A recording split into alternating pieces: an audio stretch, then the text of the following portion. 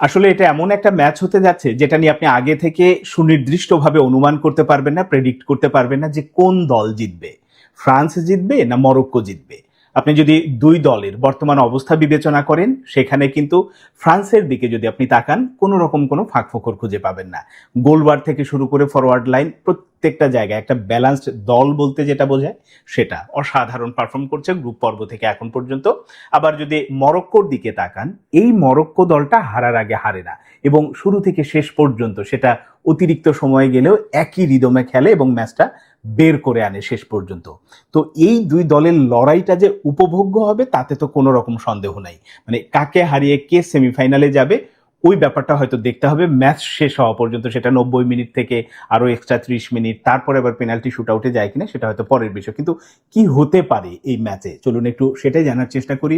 আশা করি সঙ্গেই থাকবেন। শুরুতে একটু 2022 বিশ্বকাপে যাই। সেই সেমিফাইনালের কথা নিশ্চয়ই আপনাদের মনে আছে।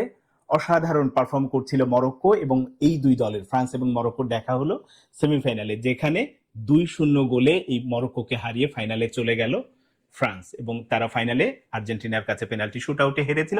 কিন্তু এই যে মরক্কোর বিদায়টা হলো সেমিফাইনাল থেকে, তার আগে তারা যে যাত্রাটা করেছিল, যে ফুটবলটা খেলেছিল, মানে সবাইকে রীতিমতো মুগ্ধ করে দিয়েছিল যে মরক্কো ওয়ার্ল্ড কাপের সেমিফাইনালে খেলছে। আমার কাছে মনে হয়েছিল যে আসলে তারা ফাইনালে খেলার যোগ্যতাও রাখে, ওই বিশ্বকাপে তেমনটাই পারফর্ম করেছিল।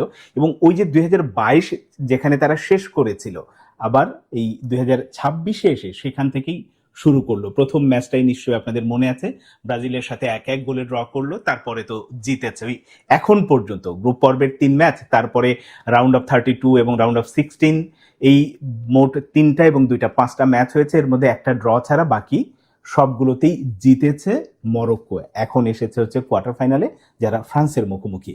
এখন ম্যাচটা হচ্ছে বাঁচা মরার ম্যাচ। যে জিতবে তারা যাবে, চলে যাবে সেমিফাইনালে, আর হারলে তো দেশের বিমান ধরতে হবে। তো ওই অবস্থাতে ইতিহাস পরিসংখ্যান সবকিছুই হচ্ছে ফ্রান্সের পক্ষে, কারণ এখন পর্যন্ত দুই দল মুখোমুখি হয়েছে 6বার, এবং এই 6বারে একবারও মরক্কো ফ্রান্সকে হারাতে পারেনি, একটা ম্যাচে ড্র আছে। ওই যে শুরুতে যেটা বললাম যে এই মরক্কো টিমটা হারার আগে হারে না, অসাধারণ পারফর্ম করে শুরু থেকে শেষ পর্যন্ত একই রিদমে তারা খেলে। দলটার নেতৃত্ব দিচ্ছেন আশরাফ হাকিমি। আপনার উনাহির কথা, সর্বশেষ ম্যাচে 2 গোল করেছে। হয়তো তিনি বিশাল তারকা বলতে যেটা বোঝায় ওই রকম আশরাফ হাকিমিদের মতো না, কিন্তু তিনি কিন্তু দলের প্রয়োজনে যেটা করা দরকার সেই কাজটা করেছেন এবং দলকে জিতিয়েছেন। এই ম্যাচেও আবার তিনি নায়ক হন কিনা জানি না।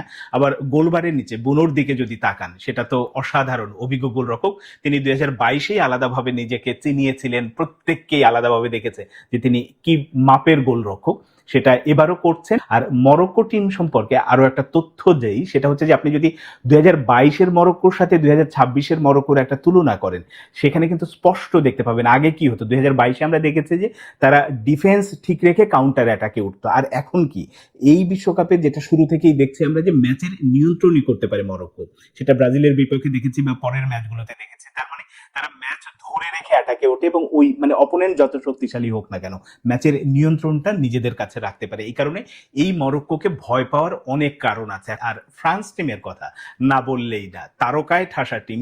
কিলিয়ান এমবাপ্পের মতো আছে, উসমান দেম্বেলের মতো প্লেয়ার আছে, এবং ডাগ আউটে দিদিয়ের দেশমের মতো মানে অভিজ্ঞ কোচ, যার বিশ্বকাপ জয়ের মানে অভিজ্ঞতা আছে। সবকিছু মিলে তিনি এবং তার দল যেভাবে পারফর্ম করছেন অপ্রতিরোধ্য। আমি আগের একটা কন্টেন্টে বলেছিলাম যে এই ফ্রান্স টিমকে আটকায় এইরকম দল বোধহয় বিশ্বকাপে এবার নেই। তারা বিশ্বকাপের অন্যতম দাবিদার, যেহেতু গত বিশ্বকাপে তারা ফাইনালে হেরেছিল।